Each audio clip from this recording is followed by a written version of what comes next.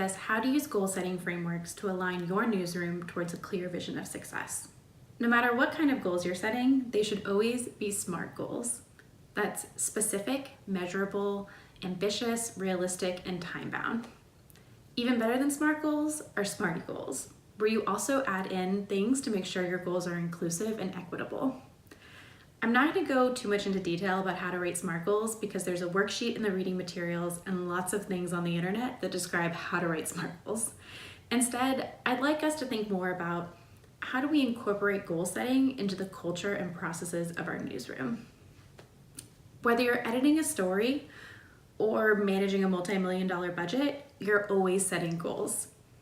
Think about the everyday occurrence in the newsroom of an editor working with a reporter on the net graph.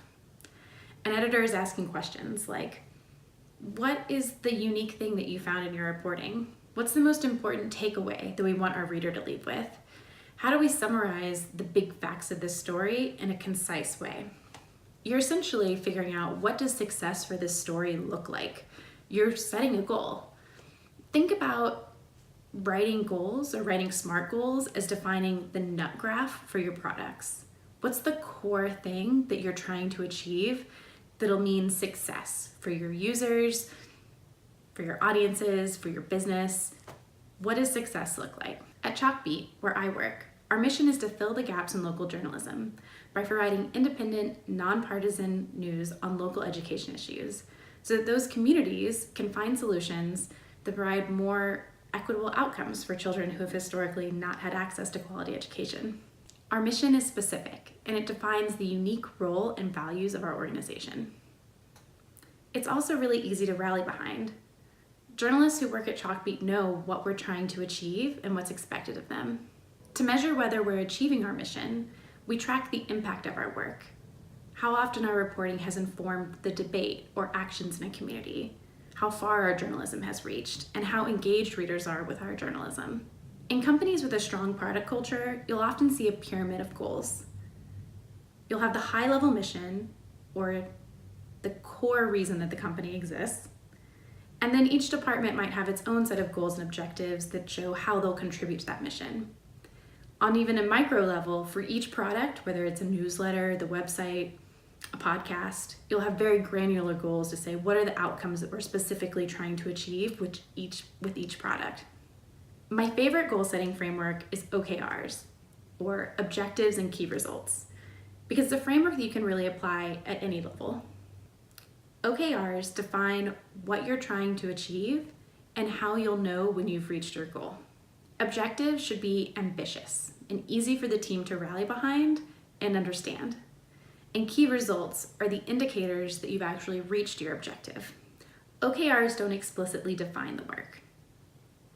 You're not giving a list of projects. Instead, you're focusing on the outcomes that you want to achieve. Here's an example of an OKR that we use on my team. Expand audience reach and deepen our relationship with readers. That's the high-level objective. That's something that we can all really believe in and be passionate about. And how we measure that, our key results, are things like the number of active monthly newsletter readers. How do we grow that number? Or how do we increase or maintain a growth rate for the number of loyal readers who come to our site 3 or more times a month? When we're setting OKRs, it's really important to think about how your key results should influence the kind of way, like the way that you approach this. In this example, we're really measuring quality and quantity. We're choosing a metric like how many active newsletter readers we have instead of just the overall list size, because it's really important that people want to keep reading our newsletter, that we're not just getting a bunch of signups and then people fall off and don't actually engage with the product. So you need to think about that when you're defining like what are the metrics that you really want to use. Because if you set a metric like just list growth, then a lot of ambitious marketing might be all you need, but you're not actually saying whether or not people are engaging with your product. Everything on our product roadmap, which we'll talk about in another video, comes back to these OKRs. Everything that we do should in some way connect to the high-level objectives that you have as an organization or as a team. So let's talk about how you can start incorporating goal setting into your day-to-day workflows. Let's go into a specific example. Let's say you know that your website does not get as much organic traffic as it should. Say only 5% of your website visitors are coming from Google search when you know that at other newsrooms it could be 25 to 40%.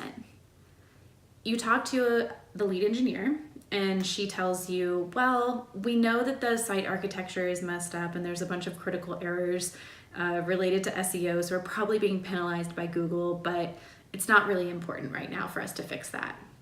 And then you talk to a managing editor and you say, we've just done a bunch of training with our reporters and we've taught them how to write headlines specifically for Facebook and Twitter, but we haven't really talked to them about what is SEO? Why do you need an excerpt or keywords in your headline? Things like that. So you've identified a problem, you've kind of sussed out in your organization why this problem exists, and you want to figure out how to set an OKR that will bring these two different sides together and align them around the same goal. You might set an objective like create an authoritative and legitimate website, or help readers find our content through search, or even give our stories wings so they always find an audience. You want something that people will really believe in. And so I think you need to think about what the culture is of your newsroom and what's really going to resonate with people to get them motivated to go towards this goal. What you're not doing is saying, hey, managing editor, you need to start spending 15 minutes per story writing SEO headlines. You want to set a goal and then work with people to define what the work should be. Another common goal setting word that you'll hear a lot is KPIs, which are key performance indicators. KPIs and key results have a lot in common. They're both indicators that you're on track. I like to think of KPIs as being more like alarm bells, so that when you're monitoring the long-term progress towards a goal, you know if something's off track. Say, for example, you have long-term audience growth goals for your website. You might have KPIs like the number of people who come to your site 2 or 3 times a month. And if that number starts to fall off, you might think, ooh, we have a problem here. Or you might have a goal like session duration. You want to say, on average, people spend this much time reading our newsletter. That way you can kind of measure if something starts to change. Well, maybe did something change in our product development? Did we remove a feature? Did we add something? Then you can start to investigate. The other frameworks that I've included in the reading materials are Google's HEART framework and Jobs to be Done. The HEART framework and Jobs to be Done are both user-oriented frameworks for setting product goals, like a very specific product, say a newsletter, a website, a podcast, a tool or an app that you're going to use, and figure out how all of the ways that it needs to serve an audience's needs. If you're struggling to get people aligned on the same goals, one tip that I recommend is forming a squad and setting the goals together. There are no hard and fast rules for writing goals. Pick and choose the framework or the methods that make the most sense for your team and your culture.